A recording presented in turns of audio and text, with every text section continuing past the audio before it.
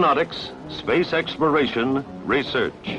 A look back at this year in Aeronautics and Space, and a preview of things to come.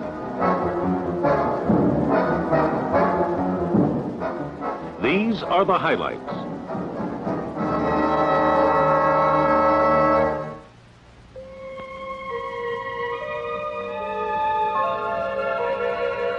Three Mariner spacecraft have flown by Mars in recent years. They were fleeting glimpses, and the craft did not fly close to the mysterious red planet. 2,000 miles was the closest. On November 13th, Mariner 9 changed all that. As its braking rocket fired, the picture-taking Mariner swung into orbit around Mars, an orbit allowing the spacecraft to come within 850 miles of the surface. As it circles the planet twice a day, it will photograph and gather data for at least 3 months, mapping 70% of the planet's surface. The two small moons of Mars, Phobos and Deimos, will also be closely scrutinized. Mars appears to have gone or is going through some type of planetary evolution. The main question is whether it is an evolving planet or a decaying one. Mars is more Earth-like than any other planet. Its clouds, seasonal changes, and polar ice caps are intriguing.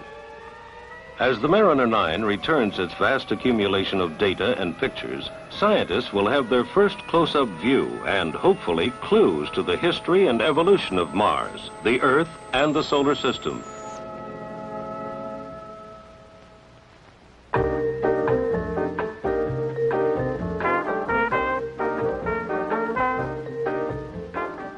The Sun is roughly 10,000 times larger than Earth. Its very presence affects our daily lives. To learn more about this and about how it affects our environment, NASA orbited 3 unmanned scientific explorers. IMP, Interplanetary Monitoring Platform, was the first. The versatile IMP, 8th in a series, is exploring interplanetary space and the outer fringes of the Earth's magnetosphere. It also provides warnings of possible solar flare radiation hazards to moon-bound astronauts. With the Naval Research Laboratory, NASA launched the SOLRAD satellite. It too studies the sun's radiation and records the disturbances which can disrupt long-range communications and navigation systems. This computer-type picture shows the sun's disk and inner corona. It was returned by OSO 7, the latest in the orbiting solar observatory series. OSO is trying to determine the direct effects solar flares have on the environment, weather, and communications. Earth is surrounded by the magnetosphere, an enormous teardrop-shaped region formed by the solar wind, a supersonic stream of particles blowing on the Earth's magnetic field. It is in this region that a craft like the small scientific satellite does its job. Its mission is to investigate the causes of worldwide magnetic disturbances and map in detail the ways in which the motion of these particles changes with time.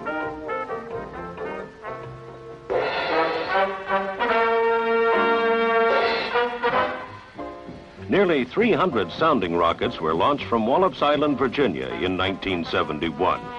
Their payloads are used to explore the region through and just above the Earth's atmosphere, but below the area where satellites orbit. Sounding rocket probes return an enormous amount of information about Earth and the atmosphere surrounding it. Interested scientists from all over the world bring their experiments to Wallops Island for launching.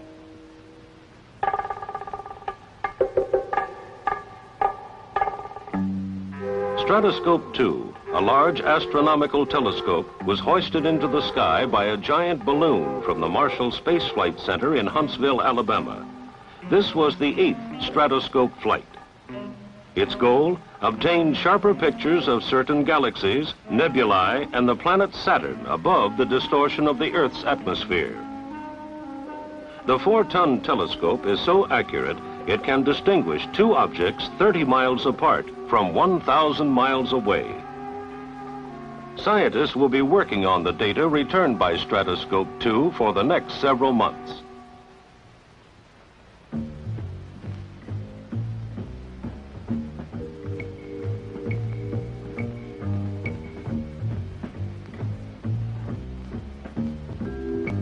NASA used planes like this in checking out cameras and sensing equipment to be carried on future Earth resources satellites and the manned orbiting Skylab space station.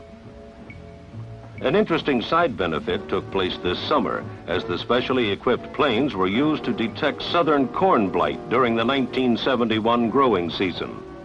High-altitude infrared photos were taken and then analyzed by Purdue University and the Department of Agriculture. These photographs were used to determine the extent and degree of corn blight. At the request of the local government, survey missions were flown over the island of Jamaica. Much of the water from Jamaica's 200 inches of rainfall never reaches its cities. It is believed that submarine springs carry a portion of the water offshore into the ocean. This was indicated by the preliminary analysis. Here is one of a pair of high-altitude aircraft converted for use in Earth resource surveys.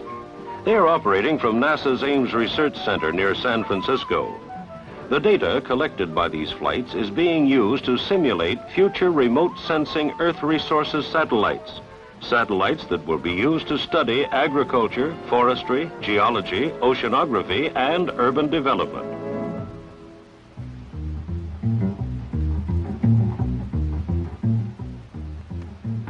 Test pilots at NASA's Flight Research Center in California flew a plane with a new type wing this year.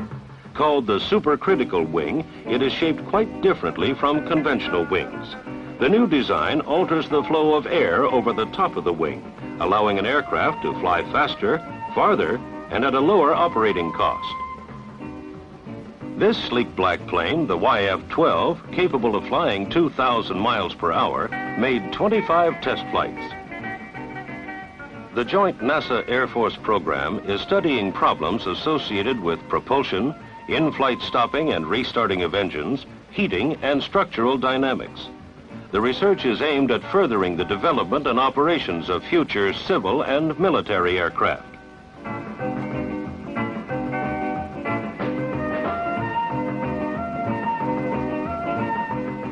Eight times the M2 lifting body was carried aloft and dropped over the dry lake desert in central California. The wingless M2 and other lifting body types are the research forerunners of craft like the proposed shuttle that could fly a space mission and then return through the Earth's atmosphere and land like an airplane. A new flight program began at NASA's Ames Research Center with the X-14B vertical takeoff and landing plane. Equipped with an onboard digital computer, the X-14 serves as a flying flight simulator by duplicating in advance the piloting qualities of proposed new planes. The Ames Center is also responsible for doing research on short takeoff and landing aircraft. This is one of the planes used to test new concepts, the OV-10A Bronco. The United States is very interested in developing a short takeoff and landing plane for use as an intercity transport in the nation's busy metropolitan air corridors.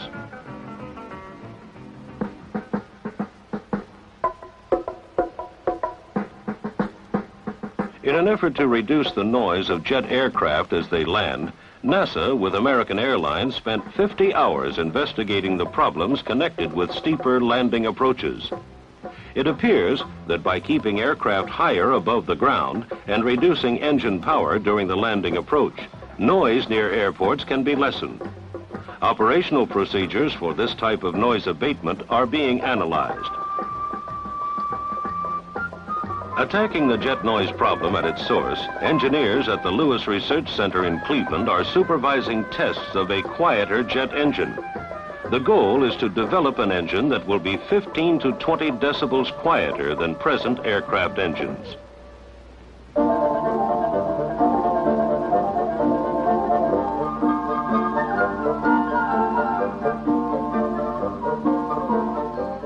How long does it take jet aircraft to come to a stop on a wet runway? To find out, aeronautics experts from NASA's Langley Research Center in Virginia, cooperating with Air Force and FAA officials, conducted a series of landing studies at several airports around the country. Time after time, runways were flooded with water. Then, ground vehicles and the test aircraft tried stopping on the wet pavements. The increased knowledge of runway friction gained from these tests should result in improved safety for both aircraft and airport ground operations in adverse weather conditions.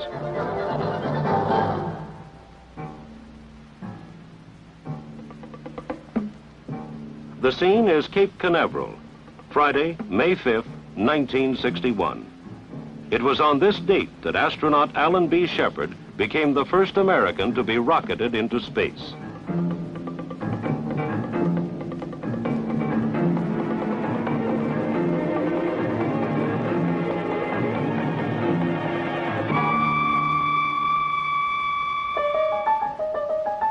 Ten years later, January 31st, 1971, Alan B. Shepard made his second space flight, this time as commander of Apollo 14, the country's third moon landing.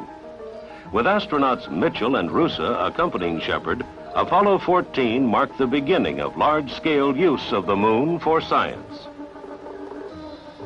These are some of the 94 pounds of lunar rocks returned from the moon's ancient hills of Fra Mauro by Apollo 14. They are beginning to tell scientists a story 3.5 billion years old. From them, we are learning about the early history of not only the moon, but other planets as well. The Earth, Mars, even Venus and Mercury.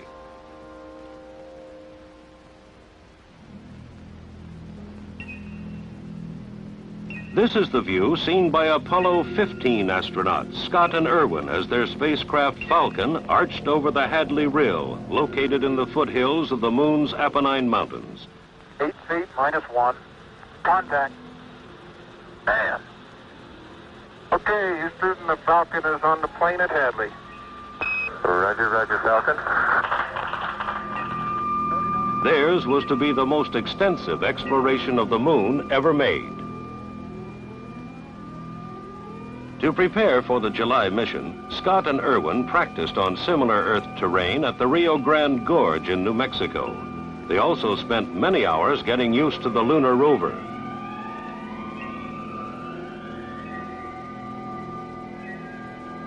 Here's what it actually looked like to the moon riders as they drove their four-wheel car over 16 miles of lunar surface.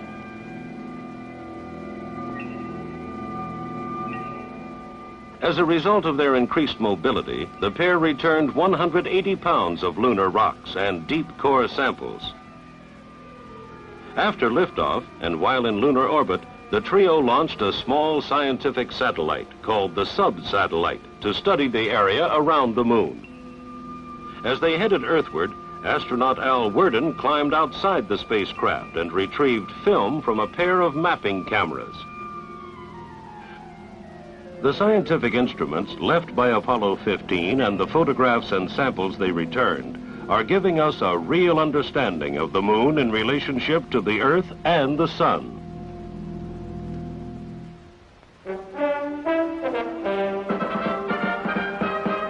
We asked Mr. Dale Myers, NASA's Director of Manned Spaceflight, to give us a status report on Skylab, the United States' first space station. This year has been a big year for Skylab. All of the hardware for the program is coming into focus. Our qualification programs are underway. The major elements of the Skylab system are in the final positions of manufacturing and checkout. Now, one of the more important things to me about Skylab is it gives us an opportunity to learn more about man's capability to work and live in space.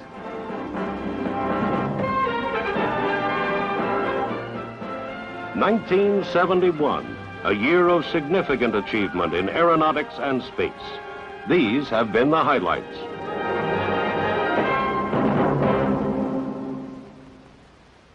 This special report brought to you by NASA, the National Aeronautics and Space Administration.